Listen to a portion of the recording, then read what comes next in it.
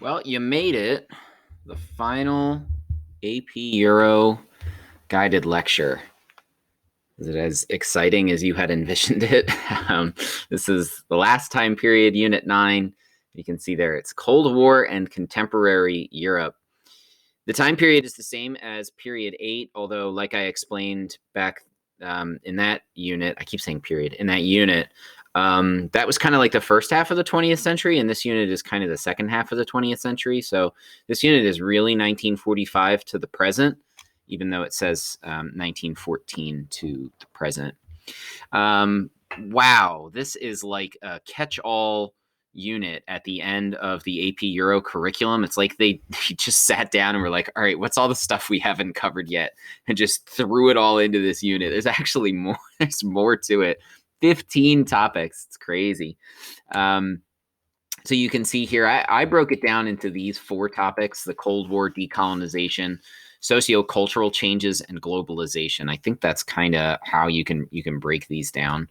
I'm going to take that away for a second just so you can see the majority of these. A lot of political stuff on the left-hand side here, coming out of World War II into the Cold War, and then they get into conflict, a lot of it related to the Cold War, but not all of it. And then political structures in Europe. This is like pre-European Union, though. So this is also kind of post-World War II. And then on the right-hand side, we get into, I mean, there's still a lot of political stuff here, but there's more sociocultural stuff here as well, with feminism, migration, the impact of technology, and then 9.14, 20th and 21st century culture, arts, and demographic trends. Talk about cramming it all in. That's something. There's like 15 subtopics in that one too. So there's a decent amount here, although it's mostly going to be Cold War, some globalization as well, and some decolonization as well. I think those are really the big 3 topics. Sociocultural changes, somewhat important, but there's just so many political and economic changes that are going on of significance that I think that's where the focus is going to be if you see this stuff, or when you see this stuff on the AP exam. So the first half of this guided lecture, I hope to go through fairly quickly because you've all gotten this already in world history, and when we're talking about the Cold War, definitely in US too. So coming out of World War II, of course, Europe is in ruins. It's a very different situation than World War I. Coming out of World War I, there are pieces of Europe that are in ruins. Eastern France, Western Belgium, the Eastern Front with Russia. Of course, there's political ruins of the Austro-Hungarian Empire and the Ottoman Empire, but the physical destruction is it's contained, whereas World War II, it's everywhere. And so the devastation of World War II, along with the nature of the bipolar world being split between the 2 most powerful countries, the United States and the Soviet Union, are really going to provide some context for the Cold War. The cultural crisis and divergence here, I called this divergence. I took this from the curriculum. I leaned on the AP Euro curriculum a decent amount for this guided lecture because I was really struggling with how to frame it all, because you could just get lost when there's 15 topics. So I pulled this quote because I liked it. The experience of war intensified a sense of anxiety that permeated many facets of thought and culture, giving way by the century's end to a plurality of intellectual frameworks.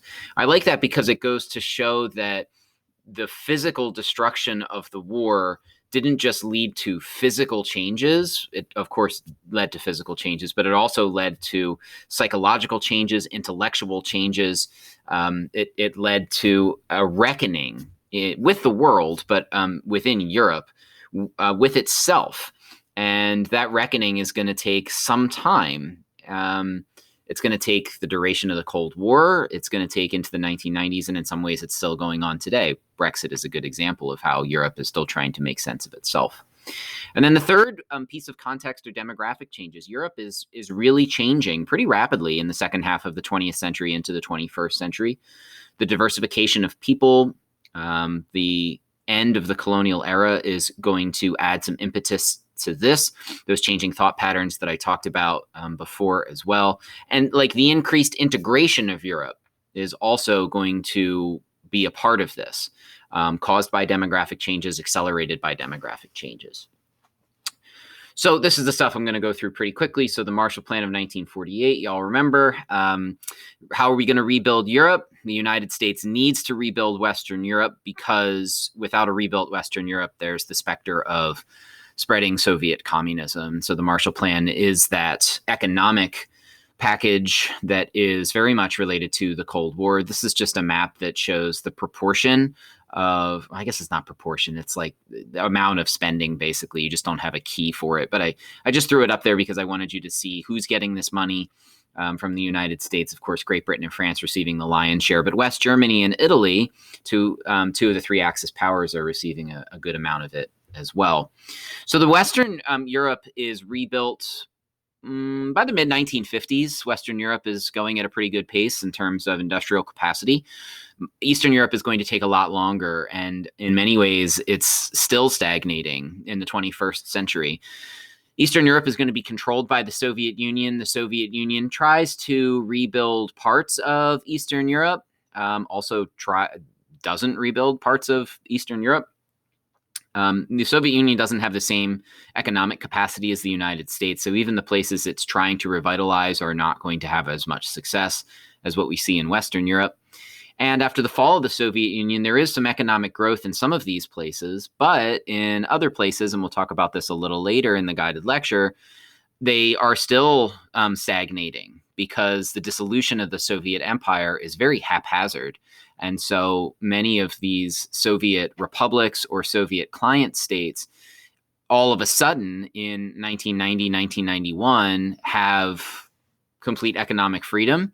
And that's not always a good thing, because they had been tied so closely to the Soviet Union and the Soviet economy. So again, the Cold War, we talk a lot about this in US too. We do it from an American perspective, but the American perspective is half of the Cold War. And we don't really have much of a Soviet perspective in our country for a couple reasons. One is the Soviet archives are slowly being opened, but they are not all open. Russia is still a relatively closed off country. And another reason is just because of our inherent bias. The United States wins the Cold War, obviously, by outlasting the Soviet Union. So this is a good place to pause it. I know many of you like timelines and find timelines to be helpful. I thought this was a pretty good one. You can find tons of others out there. But when you're talking about key events of the Cold War, I think this one covers a good deal of them. I won't say any more than that. If you have questions about the Cold War, you can certainly ask in class. From a European perspective, much of Europe is caught in between the Soviet Union and the United States. I mean, you can think about it geographically, they're literally in between. But also, these countries are rebuilding after the war, and they are going to be pawns of the Cold War in some ways. The Western democracies a little bit less so than the Eastern European satellite states of the Soviet Union, but nevertheless, they are pawns in the Soviet Union in the Cold War between the United States and the Soviet Union. So 9.4, the two superpowers emerged. This is related to the Cold War too. So the United States and its allies. This is a map of NATO as it existed.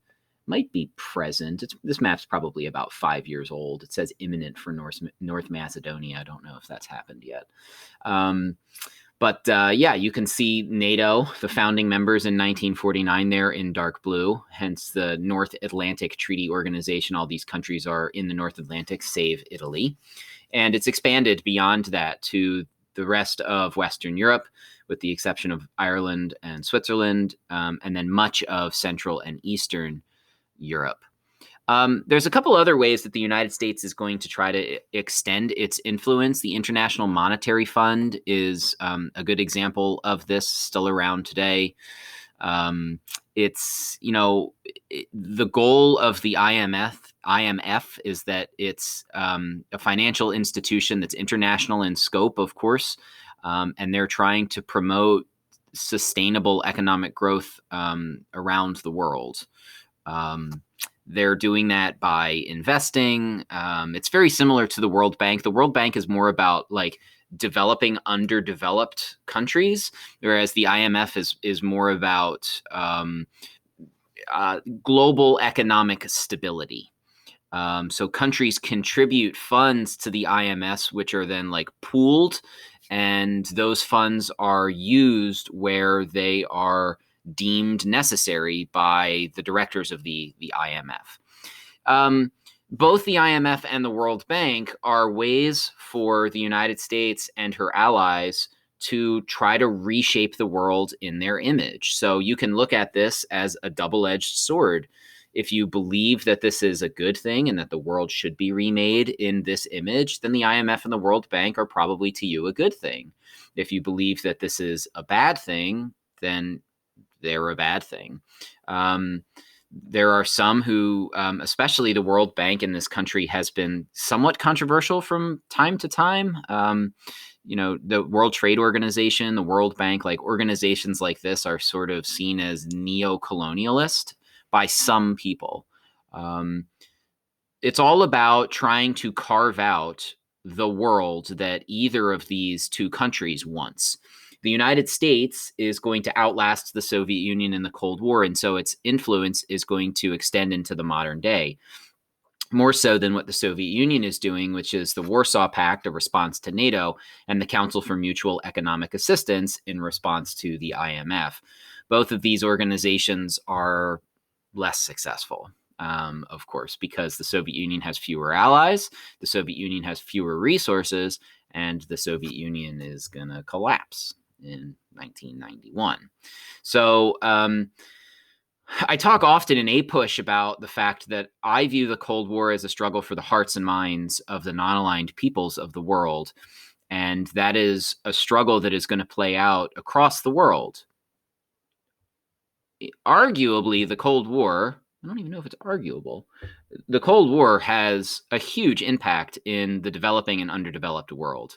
I was going to say arguably it has more of an impact than anywhere else, but I don't know if that's arguable, because when you look at this map, a lot of the fighting that the two superpowers are going to do, both ideological and military, a lot of the fighting with guns is going to happen in Latin America, Africa, South Asia, Southeast Asia. And you can see that this map really details where the United States and her allies are, where the Soviet Union and her allies are, but also like the conflicts within, with the red and blue X's. And that's to say nothing about the actual proxy wars, which, like Vietnam, right? Korea, right?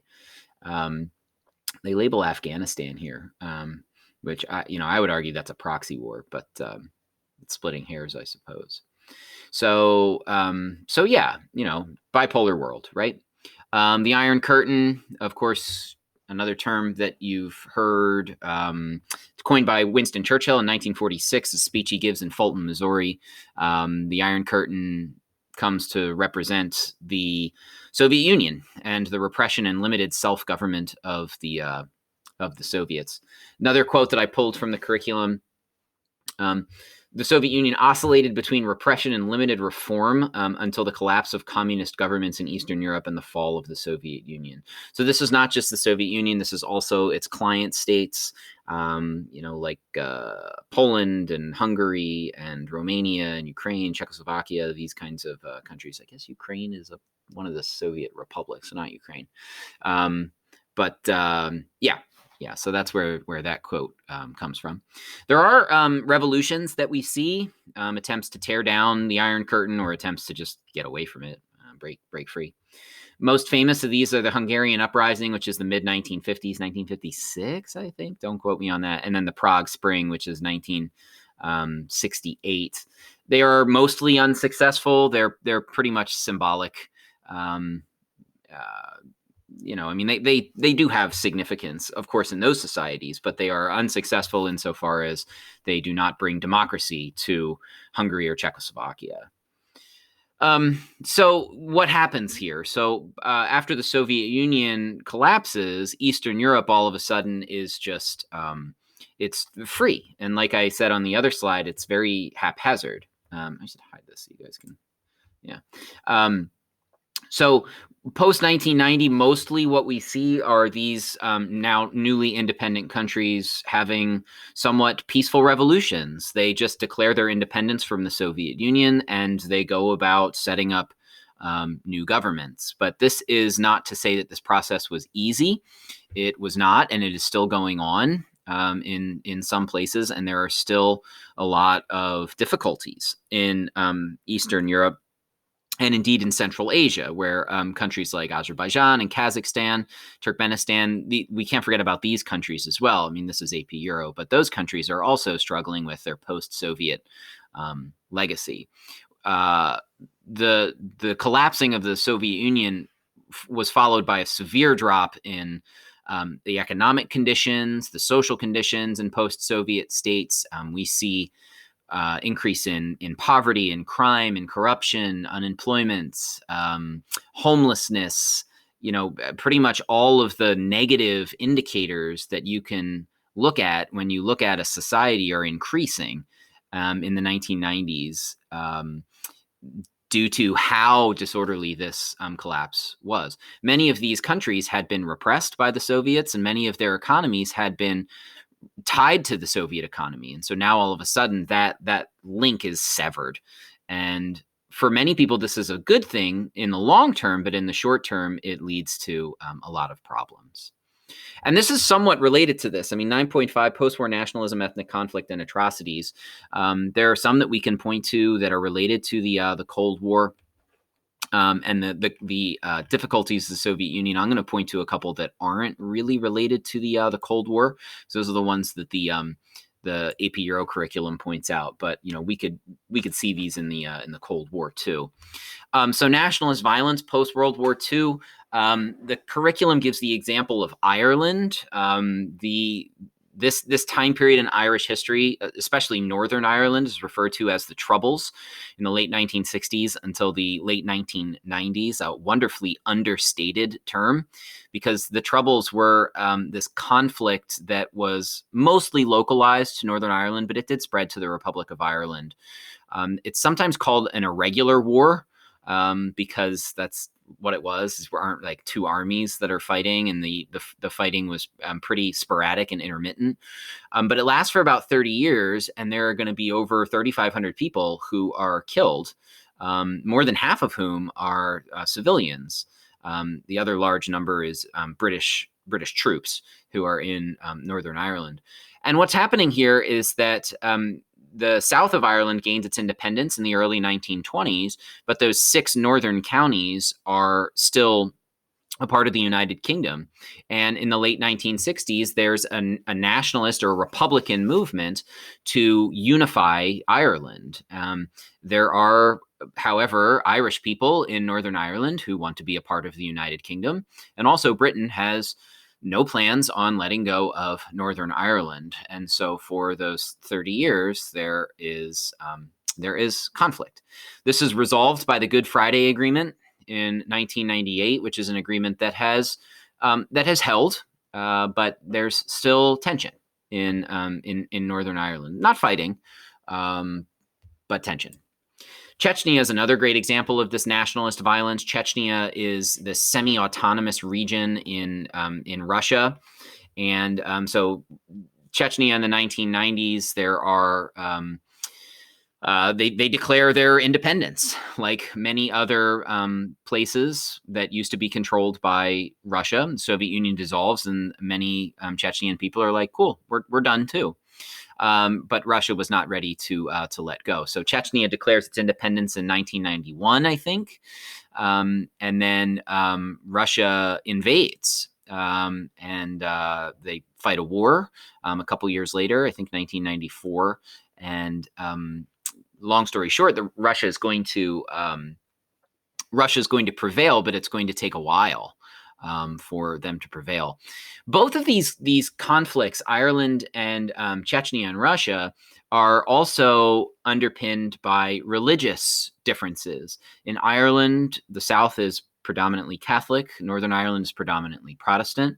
In Chechnya, Chechnyans are predominantly Muslim, and Russians are predominantly Christian, Orthodox Christian. And so both of these conflicts also have that religious fuel for the fire there. Separatist movements, the AP curriculum points out too, the Basque movement in Spain and the Flemish movement in Belgium. Basque nationalism is something that had been around for a while. And in the 1960s, there are groups that begin to advocate for a separate Basque region of Spain.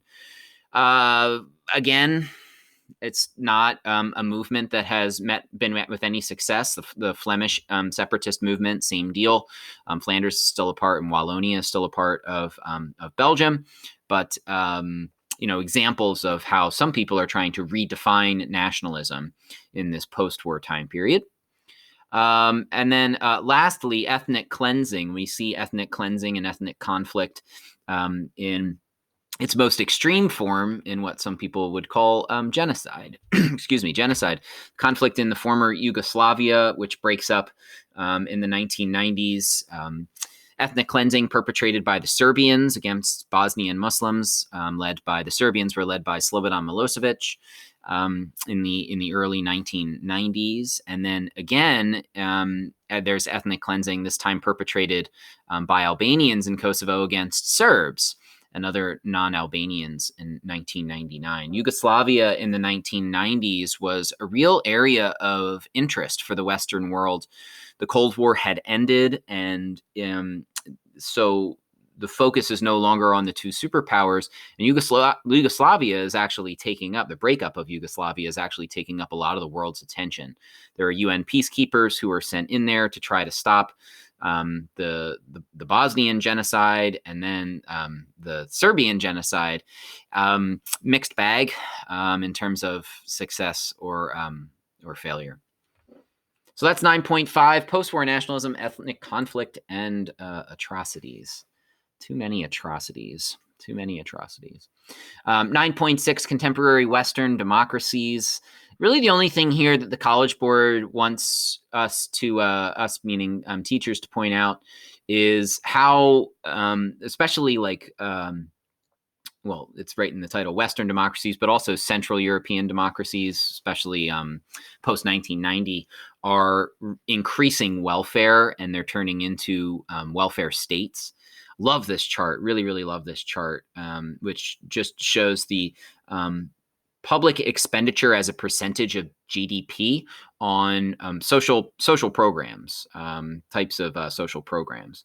And you can see here that the United States is kind of right here, like low middle in terms of spending, and a lot of Western Europe.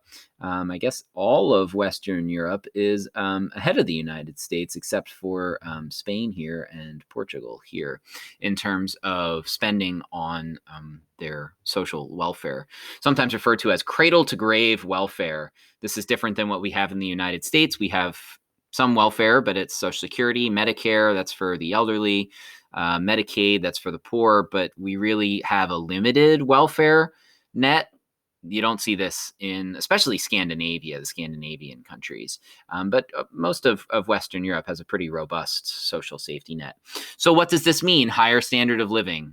Scandinavian countries, Germany, France, the United Kingdom, Belgium, these are places with some of the highest standard of living in the world, but it comes at the expense of higher taxes.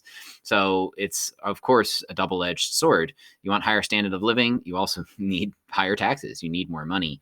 Not surprisingly, this has led to domestic debates. How much social spending should we have, meaning in European countries? How high should taxes be in European countries? Nothing surprising there. Similar conversation to what we have in the United States. It's just that the end product tends to be different.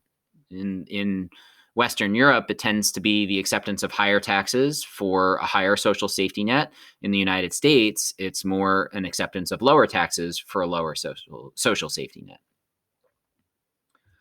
So 9.7, hey, the Cold War's over. Soviet Union in the 1980s. Talk a little bit about this in A-Push, but I wanted to give this a little bit more airtime as it were, because we kind of gloss over the 1980s in APUSH. But the Soviet Union by the late 1970s had been going through a period of economic stagnation, as had the United States. The Soviet Union stagnation is going to continue into the 1980s, though. Whereas the U.S. economy is going to recover throughout the 1980s with the tech boom, the Soviet economy is going to fall further into stagnation. And so Mikhail Gorbachev becomes the Soviet premier in 1985, and he sets about trying to save the Soviet Union through two pretty famous changes to Soviet policies. So glasnost and perestroika. Perestroika just means economic restructuring. And Gorbachev believes that in order to improve the Soviet economy, there needs to be less central planning, basically. So individuals are allowed to own businesses for the first time since the 1920s. Workers are given better wages, better working conditions. These are the types of the economic restructuring things that are happening with perestroika. And then glasnost is kind of the social side of it, where there's an opening up of speech, more freedom of speech. There's less this like Stalinist repression from the 1950s. Well, not going back to the 1930s. Not banning books anymore. There's more freedom of the press. Political prisoners are being released. So that's glasnost. So perestroika and glasnost are this opening of the Soviet system. And Gorbachev's goal here is to try to modernize the Soviet Union. He recognizes stagnation, and so the answer has to be some fairly radical change. He knows this is a risk, and the risk is that the people will they will choose something different, and that's pretty much what happens. Perestroika and glasnost are kind of too little, too late. They're slow. Perestroika destroys the Soviet command economy that had been around for 60 years. And so all of a sudden, what's holding the Soviet economy together? It's going to be the market economy, but the market economy is going to take time. And in the interim, people are what are we sticking around here for? What's going on, right? What is the Soviet Union going to give us? If it's not going to give us this command economy and this centralization, why do we even have it? And so in the late 1980s, you see all of these problems related to this move, rationing and shortages and lining up for scarce goods. And so people become more and more frustrated, and it leads to the collapse of the Soviet Union. The symbolic beginning of this collapse is actually the fall of the Berlin Wall in 1989. So the fall of the Berlin Wall is the symbolic end of the Cold War, but it's actually the symbolic beginning of the collapse of the Soviet Union. The Berlin Wall comes down in 1989, and East and West Germany begin that process of reunification. Polish elections in the summer of 1989 are another good example of this. There's worker strikes in Poland throughout 1998, and in response to that, the communist government, which had not allowed free and open elections since World War II, the communist government in Poland says, okay, we'll have democratic elections, and non-communist parties win basically every seat in Poland in 1989. And so these are kind of the twin shocks for the Soviet Union. In 1989, with the Polish elections, where communism is rejected by the people pretty clearly, and then the fall of the Berlin Wall in 1989, and it just is only a matter of time at this point for the Soviet Union to collapse. And so over the next 2 years, other Soviet satellite states begin breaking away, and eventually the Soviet Union ceases to exist in December of 1991 and breaks up into its former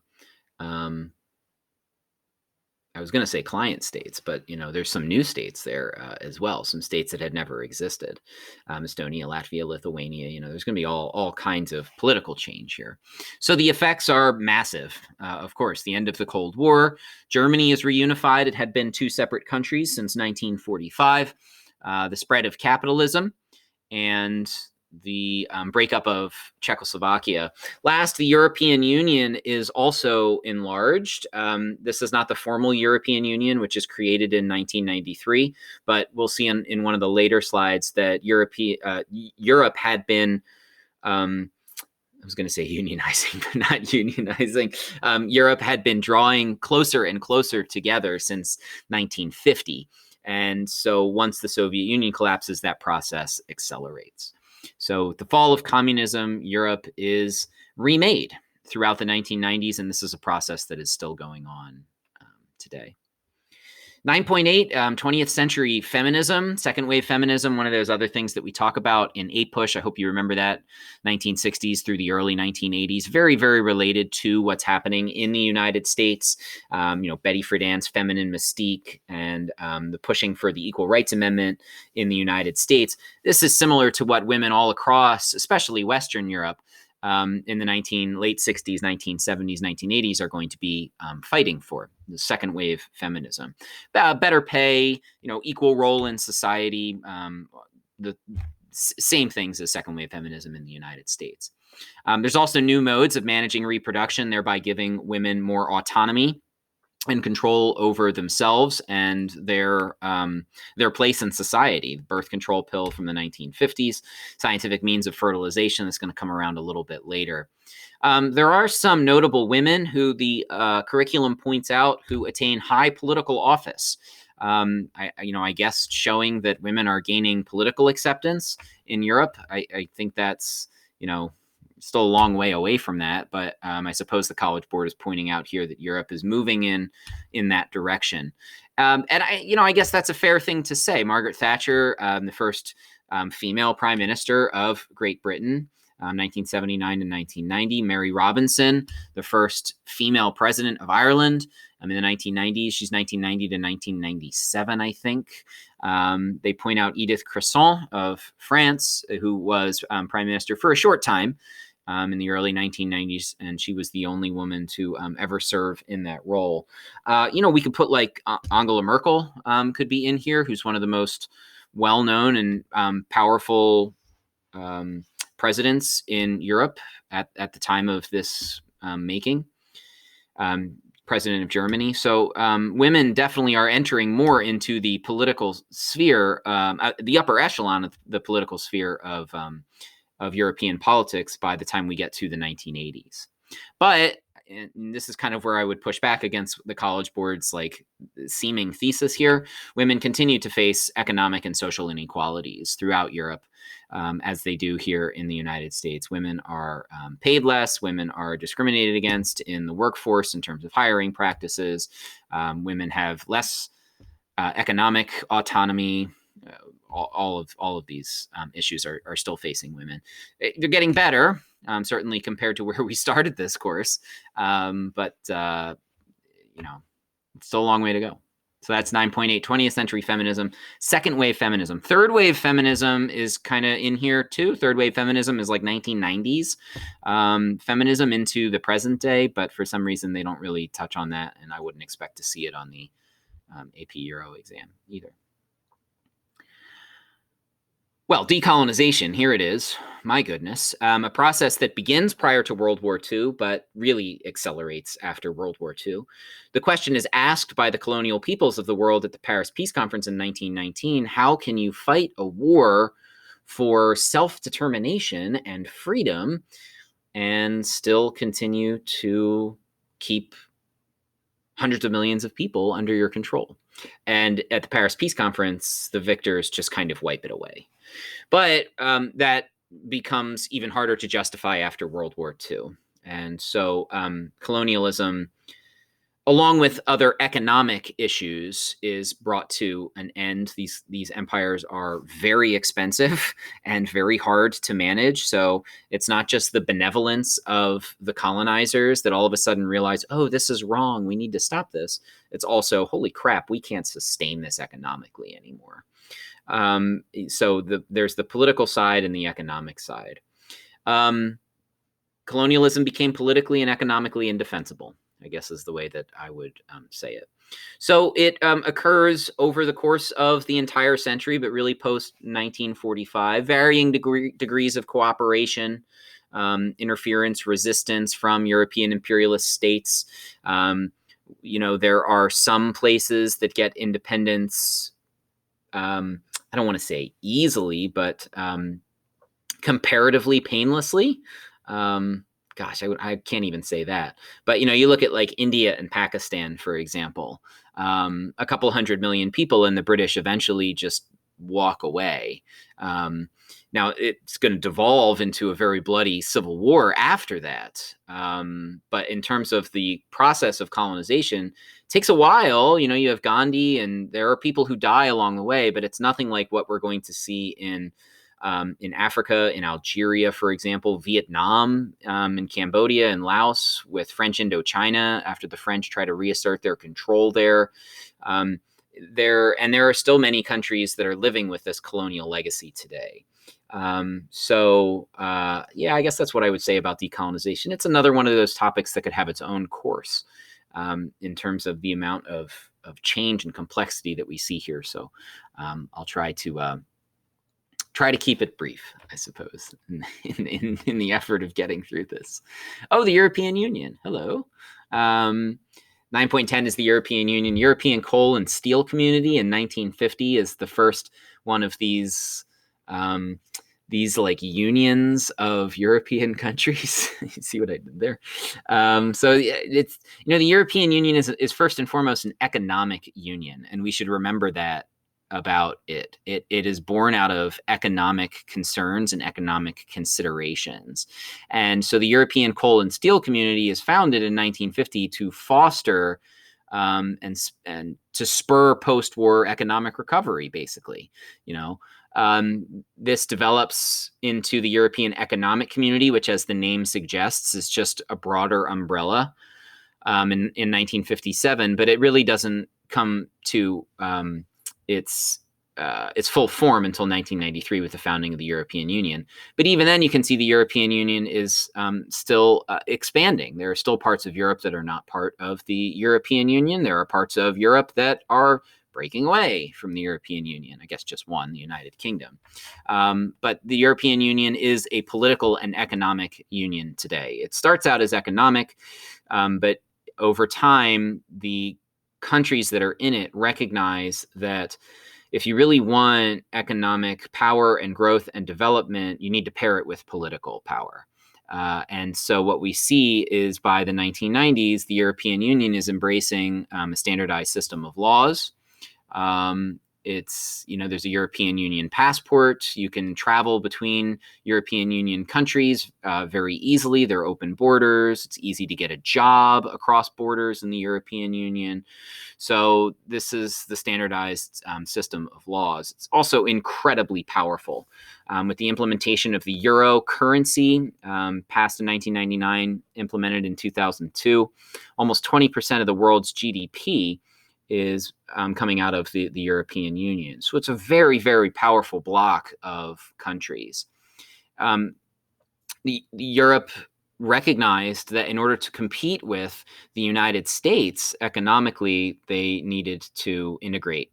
And so that's the European Union.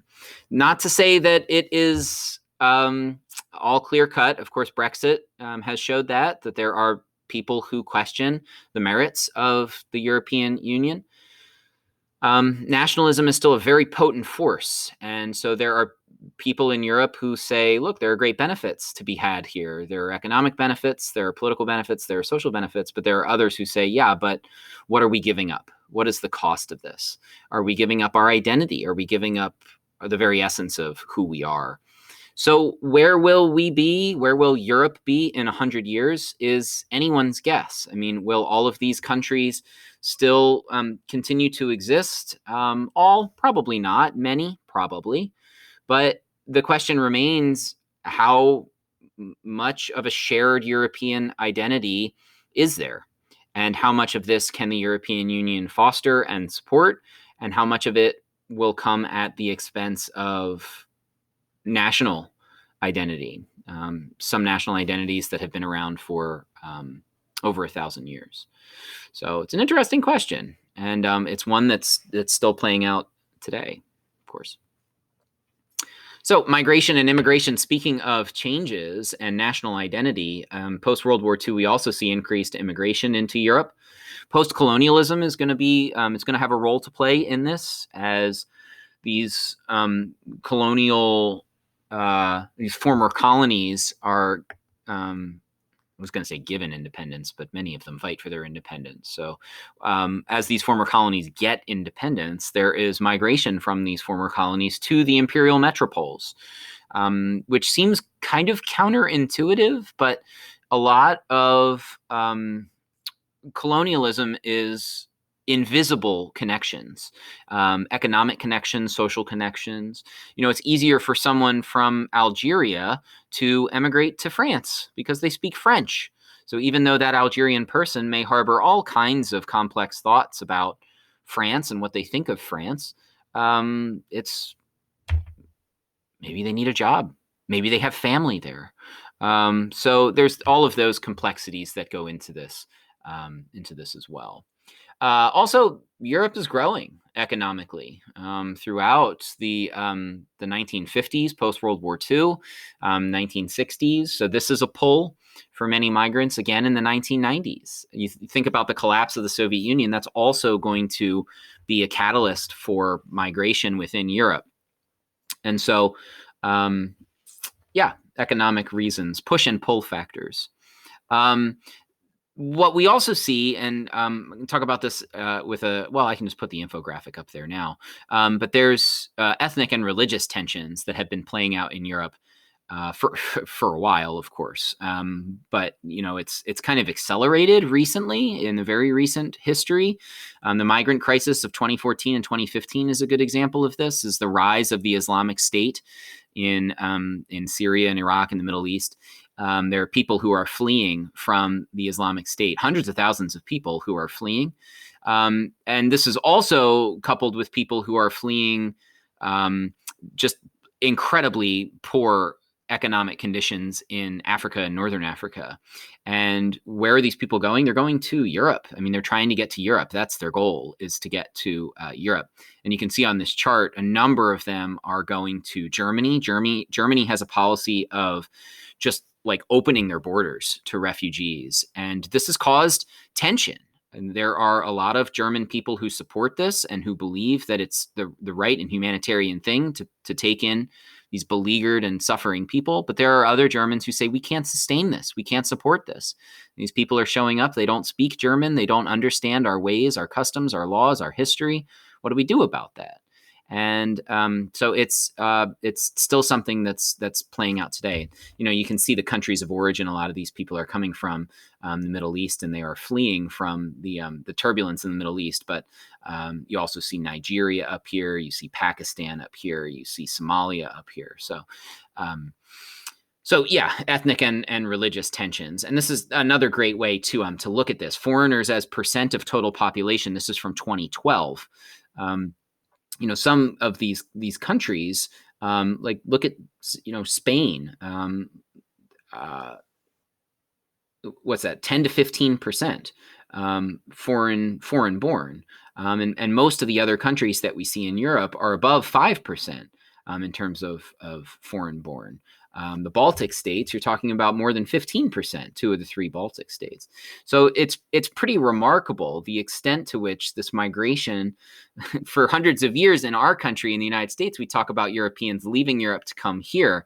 Now, all of a sudden, people are moving to, now post-World War II, people are moving to Europe in fairly large numbers from Africa and Asia primarily. 9.12 technology.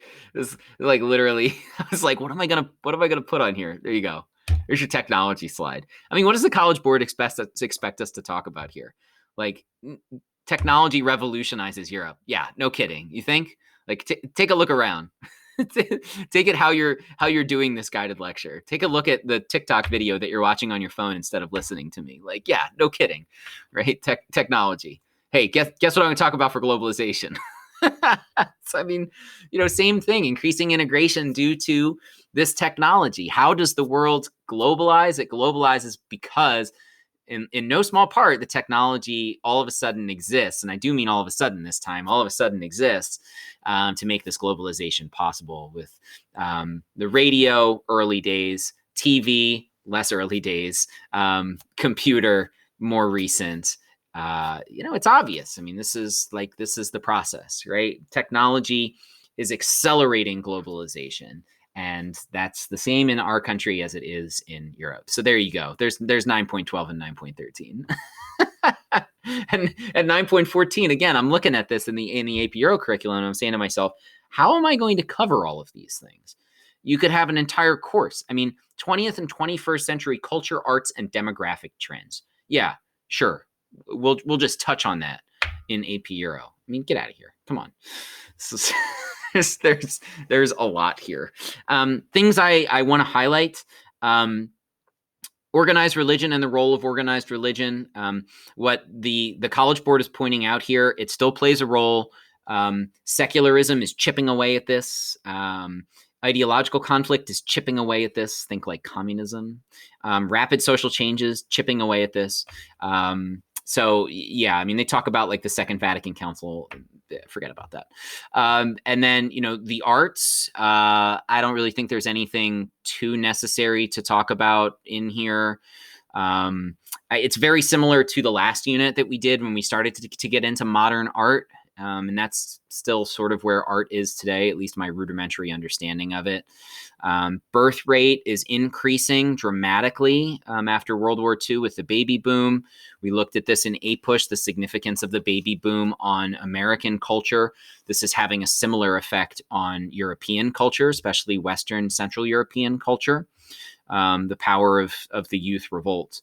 Women's movements, political and social movements, gay and lesbian movements, and others worked for expanded civil rights, in some cases obtaining the goals they sought, and in others facing strong opposition. Same deal as APUSH. We're talking 1960s, 1970s here.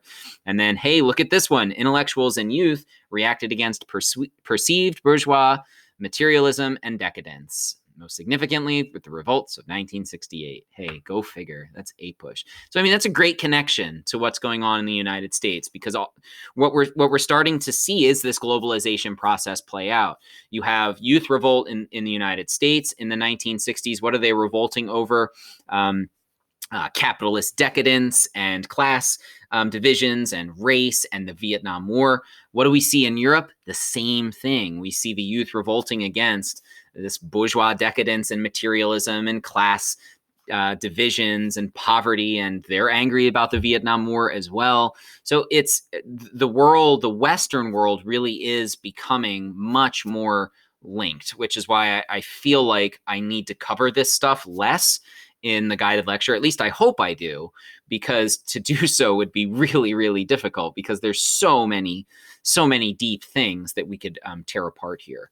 So we'll get into some of this stuff in class, although like I said at the top of this, I am going to focus mostly on Cold War conflict, and the reshaping of the European political map, because I think that's a lot of what the College Board is looking for in this unit. And I think that's where the AP exam will head for this unit as well. So there you go. Last guided lecture. Shed a tear. Under 50 minutes. Y'all are welcome. I'm very, very surprised that I